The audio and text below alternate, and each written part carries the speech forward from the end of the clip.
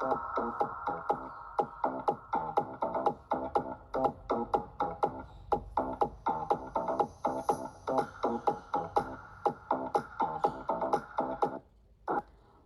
to the Money Gambit podcast. This is the season 2 of this podcast, and today I'm here with Professor Ramachandran. So, Professor, how have you been today? Good afternoon, and good afternoon to all the viewers and the listeners of this podcast. I am really thrilled and a little bit nervous as well. So I am. That's what I would say in terms of how I am feeling today. Okay, great, sir. I'm really excited. Thank you so much for coming on this podcast. So, my first question to you will be how did your career evolve from engineering to finance, and how did you take in that transition, and how was it for you? Well, that goes a really long way back. So I did my engineering probably about more than 40 years back, right? And so I was not truly into engineering. I was more like math. That was my kind of passion, if you would. And then I just fell into this whole world of computers because computers was just coming up in the early 80s. And so that kind of intrigued me as to what is this new thing that is evolving now. Even though I had actually been involved with computers in a different way prior to that. My father was one of the earliest users of computers in the 1950s and 60s. While working for the Department of Defense with doing a lot of cryptography and such. And so for the Department of Defense, he was doing a lot of that in terms of translation of Chinese and Japanese and German type of code that used to come in. So I used to spend my summer in his office computer center, which was absolutely marvelous. So I said, let me see what this means, right? And so my foray from engineering college directly into with campus recruitment at Wipro, which was a completely unknown name at that time. It was and then to looking at computers as a personal device for our own productivity, but also in terms of helping scientific explorations at different locations and consumers, both and primarily in India, that I was dealing with in terms of developing software for the government of India. And then also I did some very interesting stuff on the Doordarshan television with the elections for forecasting and the cephalogical forecasting that I was doing on what was now called that as the NDTV.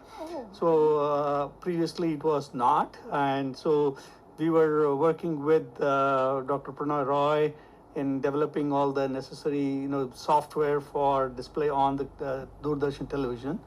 I did some things on cricket telecast as well in terms of scorecards, so the scorecard and things of that nature. So I used to travel with the Indian cricket team all over the place and for production activities, writing the necessary programs and things like that. So that's my first career, if you will, in terms of working with computers itself. But also dealing with data, because we were dealing with a lot of data, whether it is related to the budget, whether it's related to elections, or whether it's related to cricket. We were just dealing with so much of numbers. So I did that for about 10 years, and then I moved away from India in the about 35 years back. And then I was working in the Middle East, and then I went to Jamaica for 3 years in the West Indies. So after that, I decided to take a break from my studies, did my MBA, and then jumped into the financial services world and the consulting world after that. So that's my second phase of my career, if you will, in terms of getting into consulting business. So moving away from software development and you also travel the world along with it. But I did a lot more travel during the consulting days, actually. So I did spend the next 25 years with management consulting firms like Pricewaterhouse, and then that became PwC, and then with IBM bought PwC. So I was with IBM for a long time, and then moved to KPMG, and then finally I did my stint at Ernst & Young, EY in New York. But during that 25-year time period, I got to travel quite a bit and spent maybe 6-7 months in London every week, traveling back and forth from New York and to other parts of the world as well. So it was a hectic life, very little of family life, but then it gave a lot of opportunity for me to learn myself in terms of what's happening within the financial services world, how there is so much transformation happening because of infusion of globalized technology, number one, number two in terms of globalization, and number three in terms of consumers' demand itself in terms of financial services and products. So I have seen how that trend in terms of consumer connection with money, right, and general financial services has taken place.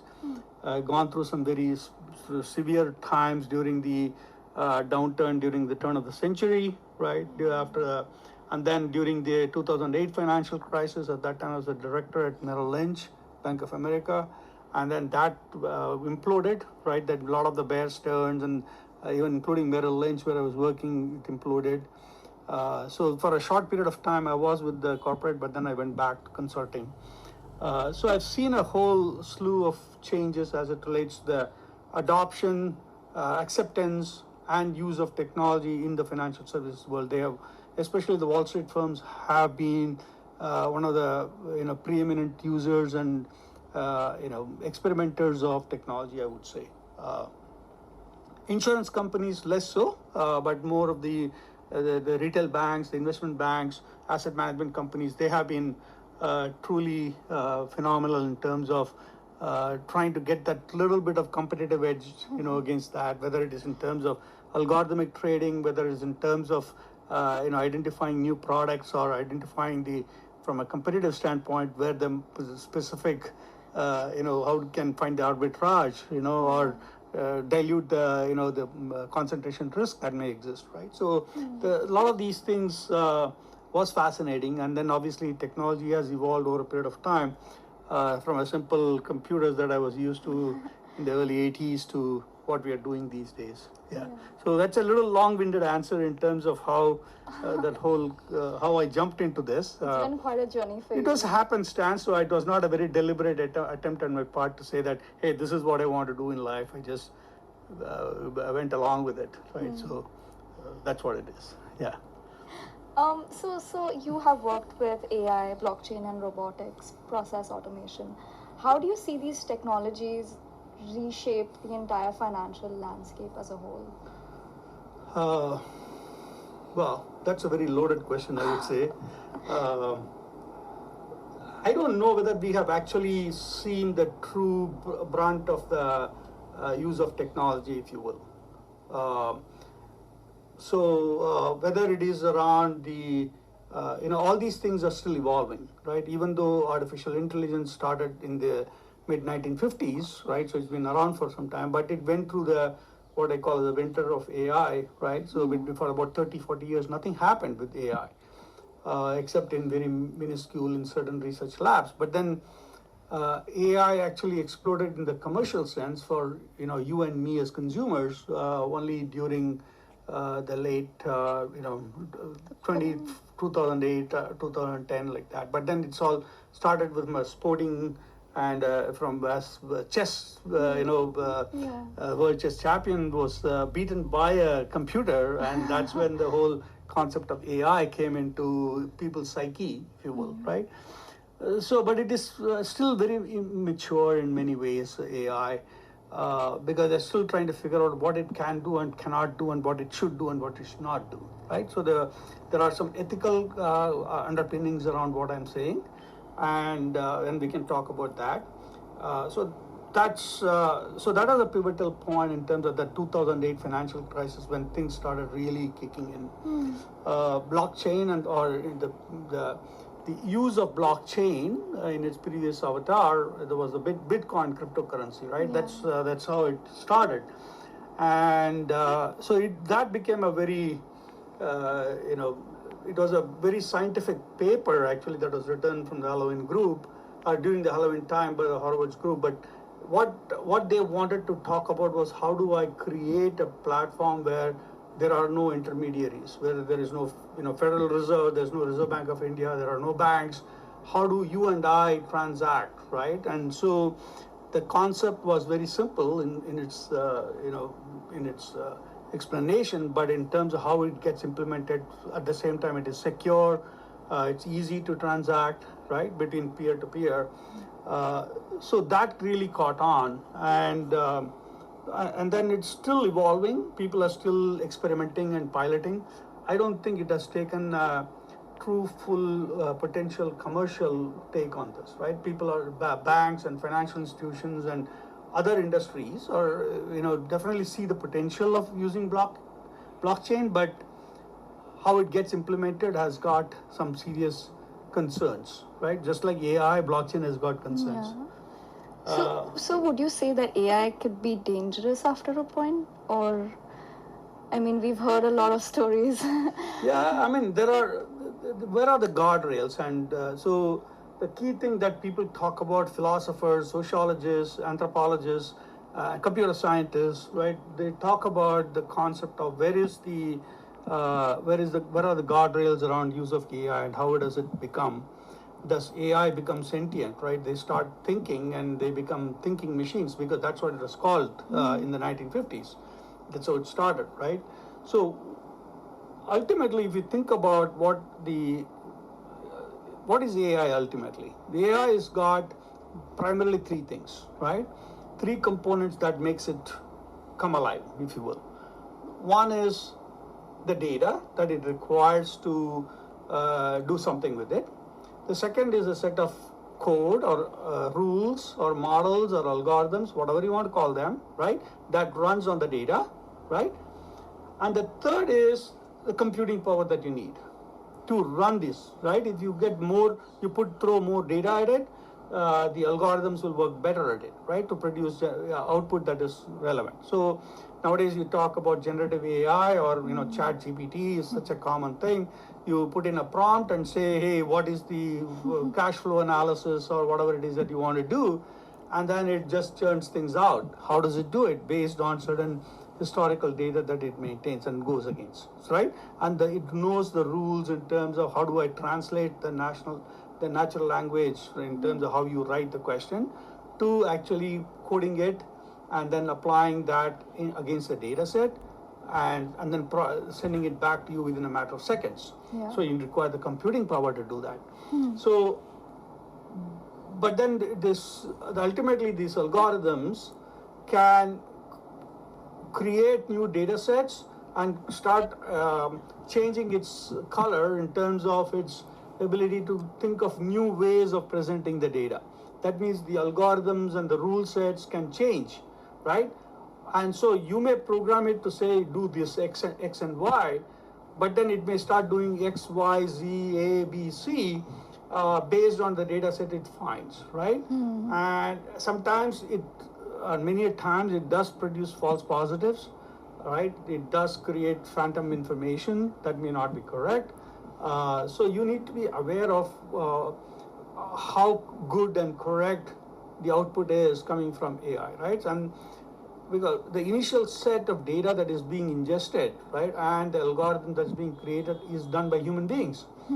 And human beings can do it based on certain biases that they may have. If you read up the literature, there are probably 13, 15, 20 different types of biases that people, that you can put in, right? Deliberately or otherwise, right? And that can result in, outcomes that you had not anticipated. Whether it is in terms of whether you want to give a loan to a certain person and then based on certain ethnicity, certain geography, certain areas that they live in, right? It may reject the loan if you're going to use the loan processing engine, right, to give loans or home mortgage loans or auto loans, right? It may say, oh, this person is living in this area, so there is a high propensity of risk for them to default. So I'm not going to give them loans, right?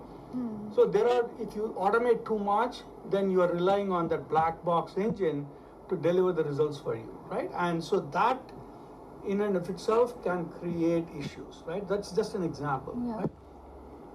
So yes, AI can actually be good, but can also be bad. as long as We don't misuse it. not even misuse it, you understand, right? It is a matter of, because once it goes into a black box, you don't understand what goes in, what is the rule sets, right? How do, and the problem is not just with technologists, right? Business people don't understand this black box. The regulators don't understand the black box, right? And then broad society and the regulators and policymakers, they don't know what really goes in, right? So if you think about your social media platforms, whether it is Meta or X or TikTok, they use each piece of your data set on the clicks and start creating certain persona about you, and then start throwing out information, misinformation, disinformation, whatever it may be, based on what you're seeing and what you're watching, right? And that is done by the back end by AI and data sets and rules and regulations, right? But who is controlling them? Technology companies, if they want to, they will control. If they don't want to, they won't control, right? Or they will say, okay, we want person X to be the leader of a country or a thing, right? And so they will pass on information that are positive about that individual, right? Or that particular political party. Or they may say, we don't like this particular political party or a person, they'll start sending wrong kinds of information, spread it around, right? It's all not necessarily done by human beings, but done by AI generated bots and other mechanisms and tools. Okay. So my next question. One of the things that you were asking me about was blockchain and robotic process automation, how it can going to help, right? Yeah. So one of the things that happened around, I would say 2012, 2013, is companies, especially in Europe, technology companies in Europe, they started thinking about how do we make the processes, whether it is financial services processes or whether it is in other retail companies or other systems, how do I make the process that are repetitive in nature, right? And make it more automated, right? So I'll give you an example. Let's assume that you are the purchasing manager for an organization, right? So every morning you come, open the email, and then you see a bunch of purchase orders, right? And you review the purchase order to make sure it's totaled correctly. And then once you say okay, the purchase order is sent to your team members, and then they will make sure that there was an appropriate invoice, and then you send it to the accounts payable, and then accounts payable team will do it, right? Yeah. Now this whole thing, if you know all the rules around this, step-by-step process, all that can be automated with the software program, right? You don't need a person to open the email and open the purchase orders, match it against the invoice, and then send it to the accounts payable, and then for them to issue the check or send the money back to the vendors, right? Yeah. All that can be automated without human intervention, completely, right? So so that whole thing is what I call generically the robotic process automation or cognitive process automation, because it can do some bit of cognitive work as well, decision-making work, right? So it started in Europe, and then now it's, people are using it everywhere, right? Yeah. To eliminate, especially in India, if you think about the business process outsourcing companies, right? The HCLs, the Wipros and the Infosys and the Accentures that use a lot of the business process outsourcing for companies who are based in Europe and the Americas. A lot of that work that they do can be automated, right? So they're able to drop down their or increase their efficiency by 30-40%. You don't need a human being to do certain things. It can be automated and done by software robots.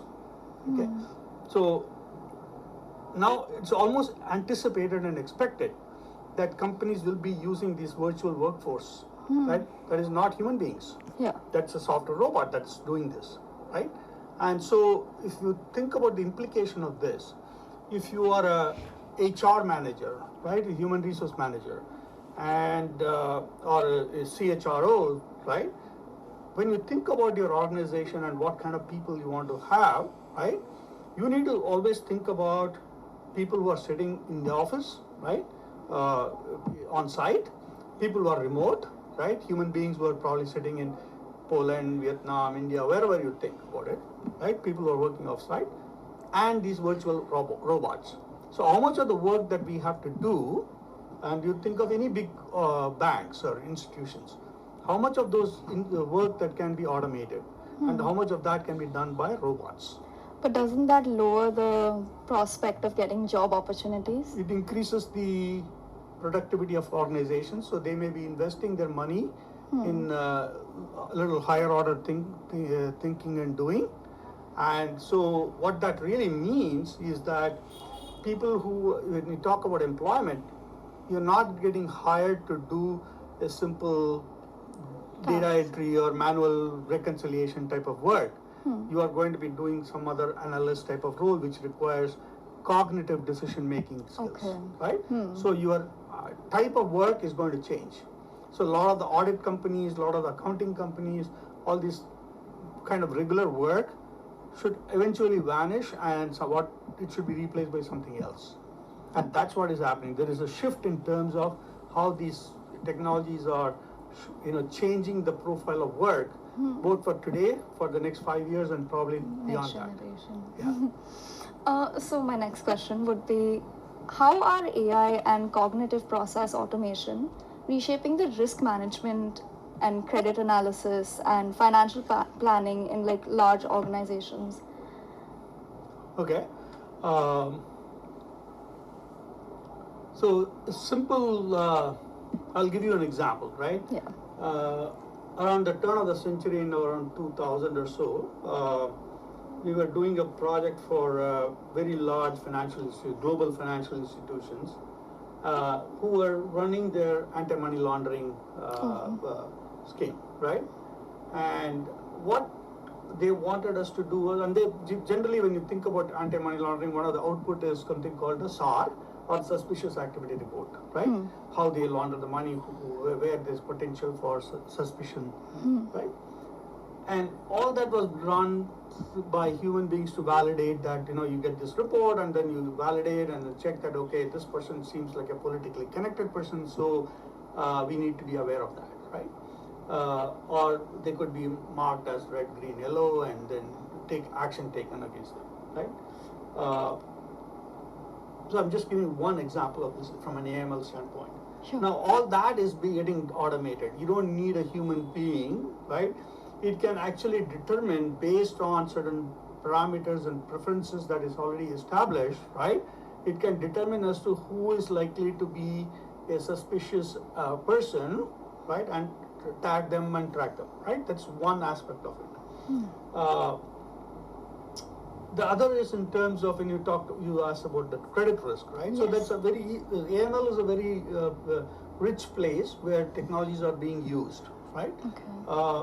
And the similar concept is used also in terms of audit and fraud detection and things of that nature, right? If you submit a spurious bill, for example, for payment to a financial institution, they can actually do the necessary checks automatically, right? And that's where AI and use of some of the big data constructs come into play to determine whether this is potential for a fraud or not, right? Some of that fraud detection capabilities are already now existing, where you don't need a human being except to validate, right, on a random basis.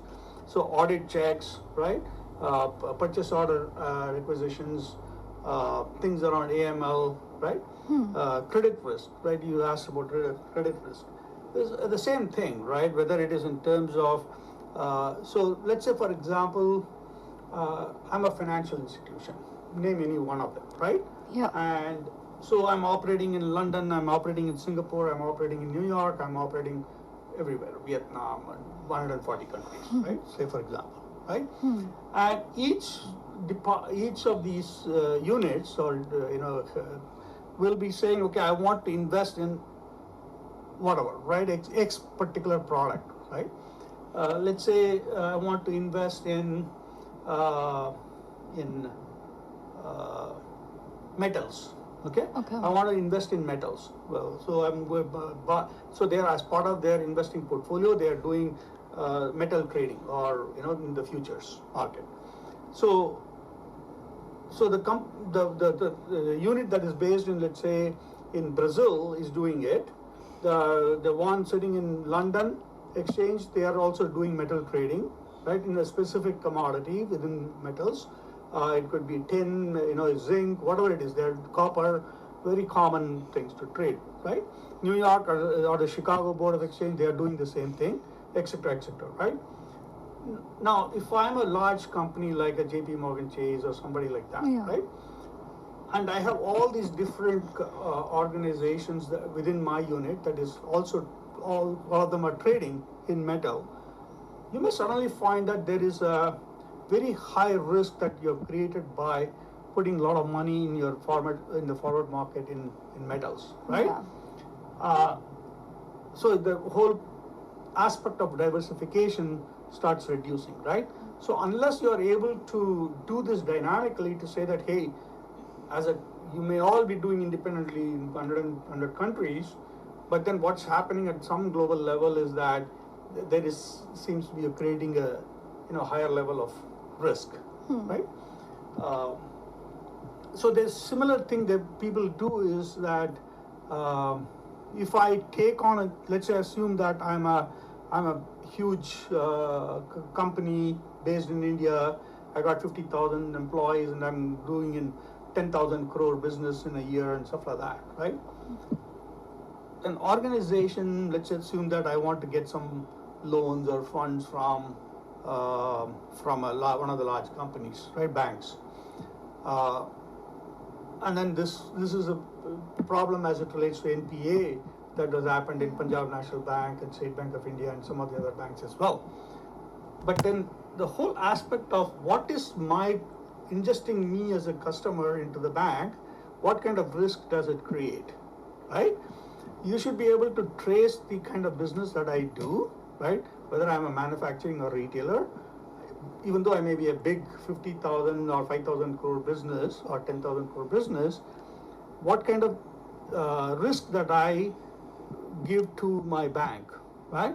They should be able to do that before they actually give me my loan or make me their customer, right? Yeah. All paperwork at one point in time. All that has been beyond digitized, right? Because as soon as I ingest this customer into my portfolio, right? Immediately I should be able to say what is the impact of this customer coming into my portfolio on my balance sheet. If I can do that, so I can trace the impact of this customer on my balance sheet, right? What happens to my capital adequacy ratio? What happens to how much of reserve I need to maintain? All that can be actually done in an automated manner, right? So I'm just throwing some examples for you in terms of how data or automation has actually helped progress many of the financial institutions. Not everybody is there. Some of the more forward-looking banks like Santander Bank and JP Morgan Chase, they're all right up there, right? I think the Indian banks have some ways to go. Yeah. So what advice would you give to anyone who's going towards the field of AI, blockchain? What advice would I give to people going to, explain that to me. What do you mean by that? So, like, if I want to go into the field of AI and blockchain and finance all together, how would I go about it? What mistakes would you tell me not to do? See, you don't go into the area of AI or blockchain, right? So I would assume that as finance professionals, probably your area of expertise is going to be in the business area, right? But what is more important is for you to understand how the industry is getting reshaped by the influence of these technologies. I think you need to understand that better. You don't need to learn about programming and coding for AI, and using programming languages and things of that nature. You don't need to learn about how the cryptography works within blockchain. You don't need to do that, and you can hire people to do that, or you can hire generative AI to do that for you, right? So what is more important is you need to understand the impact of these technologies on future of finance, if finance is your profession. Yeah. Right?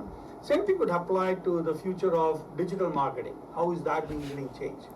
How is the future of blockchain changed in if you're going to be working in a government sector, right?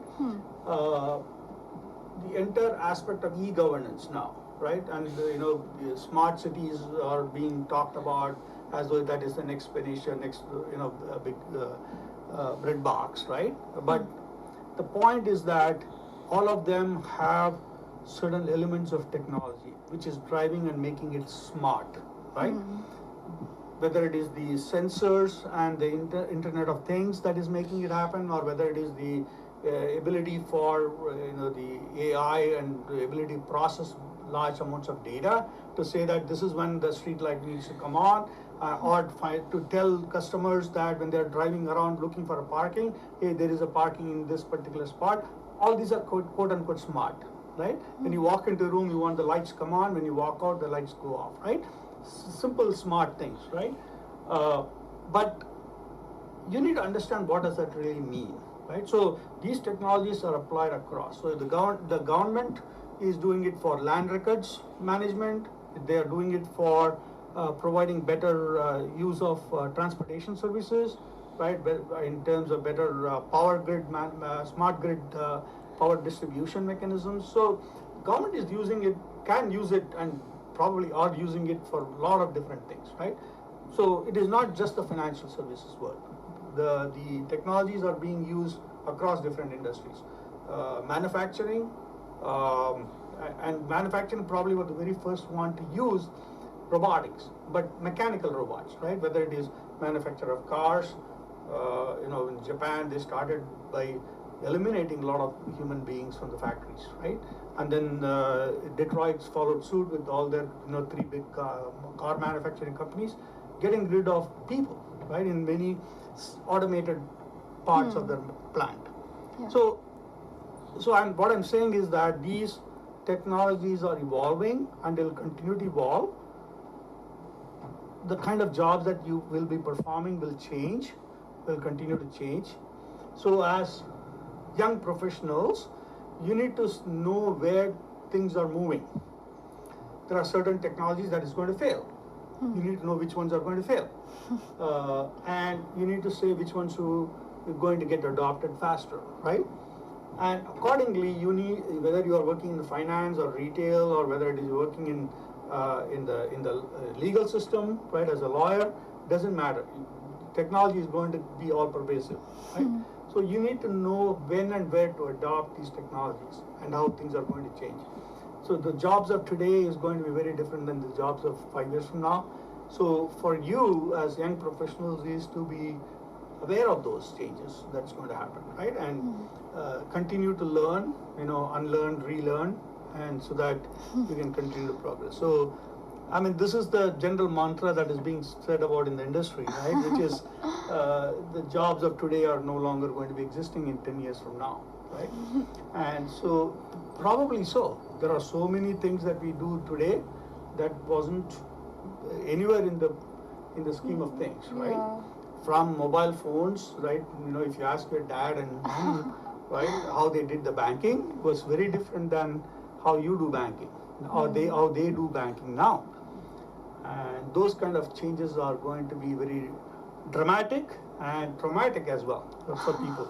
Some people who cannot adapt to change, they're going to be a problem for them. So it's only behooves us to ensure that we are keeping ourselves up to date. So that means you have to read.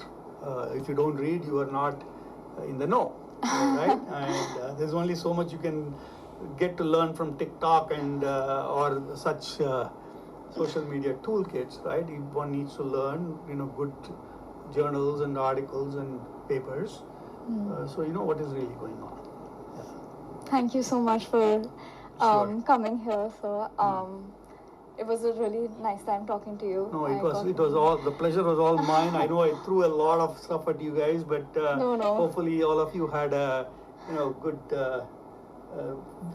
at least a wee bit of understanding of No, sir, it what was is going very on. informative. Thank you so much for coming. Thank you, Oindrila. Thank you so much for tuning in. I'm Oindrila Roy, and I was your host for today's podcast. Thank you.